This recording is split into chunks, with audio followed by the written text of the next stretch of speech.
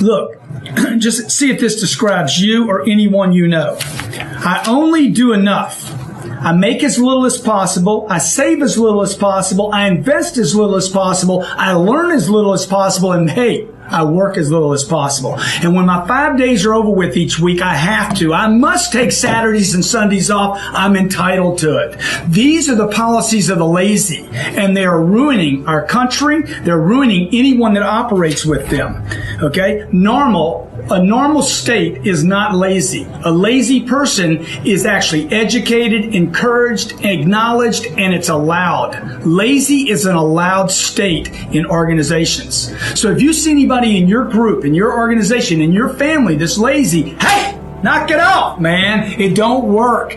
You end up with too little money, not enough love, not enough work, and not enough customers. Lazy is a failed policy, and I'm here to wake you up about it.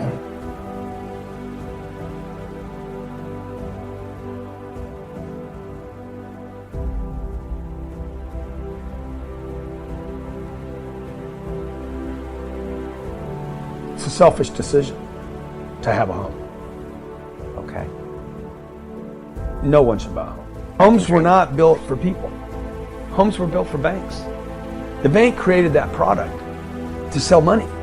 You can't just loan people money. You need a product in between. Like when people start really understanding what I'm telling them, they're like, wait, what did he just say? The bank can't lend money for just money. Like you need a reason to borrow money. Oh, you're starting a business. That's a reason. But it's really risky for the bank. What if a bunch of bankers sitting around drinking bourbon? Dude, we need to lend more money. We got to lend money out, man. That's how we make money. We get people to give us $1. We lend it out 9 times. So we lend it out 9 times. We need something to lend the money on. So back in the 50s, they're like, everybody should have a home. Everybody should have a home, right? Oh man, that's pretty good. We should call it something like the American dream. Can't just call it a house, right? Everyone should have one, right? They got the politicians behind it. Yes, everyone should have one. And then what they did was basically those homes were built for banks because who made all the money on the homes? Wasn't even the builder. Certainly wasn't the homeowner. It was always the banks. Colleges was another scheme by the bank. Everyone should have a proper education. But they don't have the money for it. But they should have it. And as they offered debt, as they offered free loans to college students and families, those tuitions went up. What I do is I accumulate cash. I don't let cash sit in the bank. This is what my mom did her entire life. She let that money my dad left sit in the bank. Maybe earned a little dividend stock. I take that money, I put it in real assets. I don't give it to New York.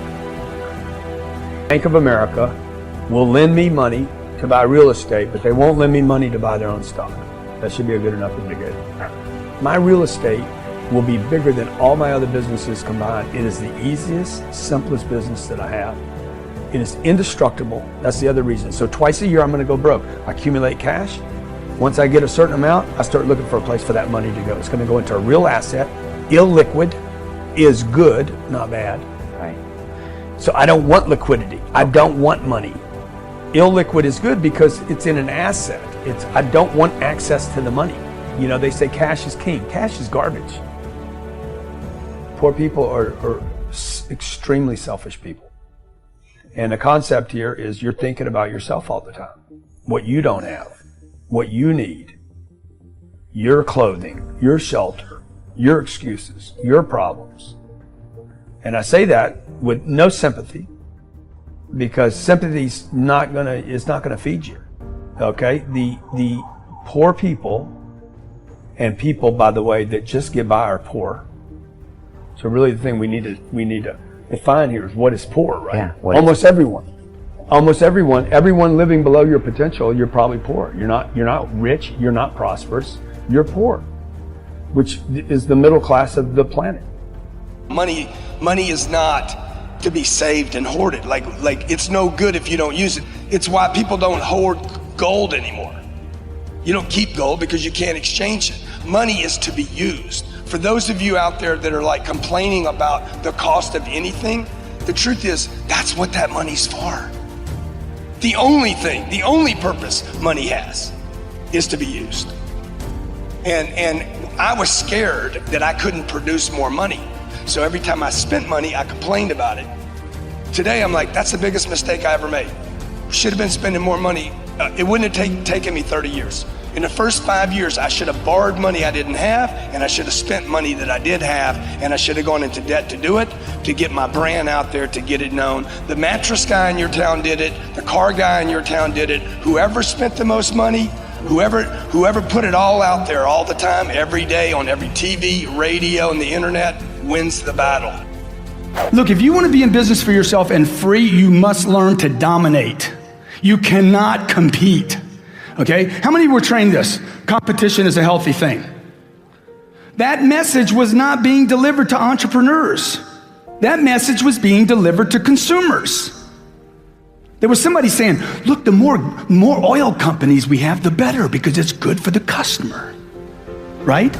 The more technology companies we have, it's not just Microsoft, the better for the customer. And inventions and improvements in products comes from competition. But if you're the one playing the game, you want to dominate the field. So look, here's the deal. I might be wrong in what I say, okay?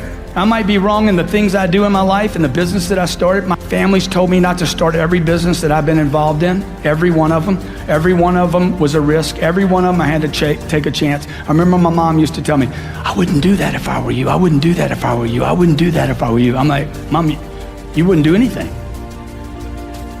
Well, you wouldn't do anything except be the mother, a great mother to 5 children.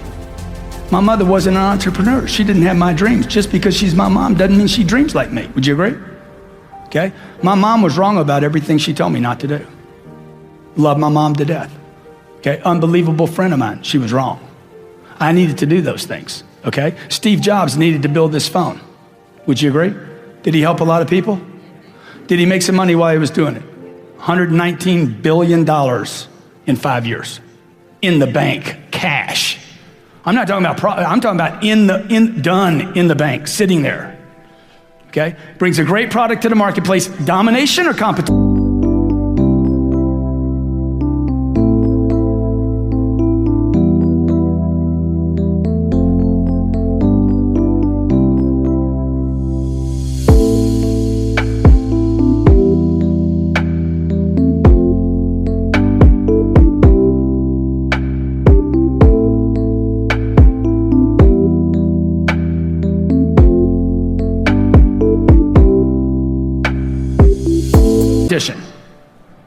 Total domination.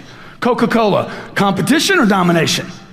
Total domination, okay? Exxon, total domination. You see what I'm saying? You want to be in a dominating point, okay? So what we got to do is we got to get you thinking. We got to get you thinking like the dominators think. How do they act? How does Warren Buffett act? What does Warren Buffett do with his time all the time? Those are the people I study today. I don't study the people that I went to school with, the teachers I went to school with. I don't even study my own family members. I recently heard this week, oh, it's Monday, man. It's so hard to get started on a Monday. I'm like, dude, how do you even know it's Monday? I don't know what day it is. On Wednesday, we hear it's humpback day. We're halfway there. So it's Friday and it's like, oh, thank God it's Friday, or follow Friday, or like, dude, how do you people know what day it is? You're not busy enough. You need to be so freaking busy that you don't know what time it is. You don't know if it's before lunch, before dinner, after dinner. Come on, you've had those productive days. Remember the day when you were so productive, you literally worked through lunch and dinner, and you looked up at 7 o'clock. You should have been home an hour ago, and you're like, dude, I hadn't had lunch or dinner. You know why? Because that day you were eating the marketplace. You were consuming the marketplace because you were active, productive, hitting it, slamming, creative, and completely committed. Look, that's where you need to be today. Look, I don't know what Monday, Wednesday, or Friday are. I don't know about Saturdays and Sundays. I know this. Create tremendous amounts of activity. So much activity that you lose track of time. Your success is not going to come from watching TV or looking at a calendar. Your success is going to come from activity. You got to get up, you got to get out. The amount of time you spend outside your proximity or location where you sleep gives you a better chance of being successful. So get up, get out. Go meet the world head on, folks, no matter how bad it is. Go meet whatever it is, okay? You got to...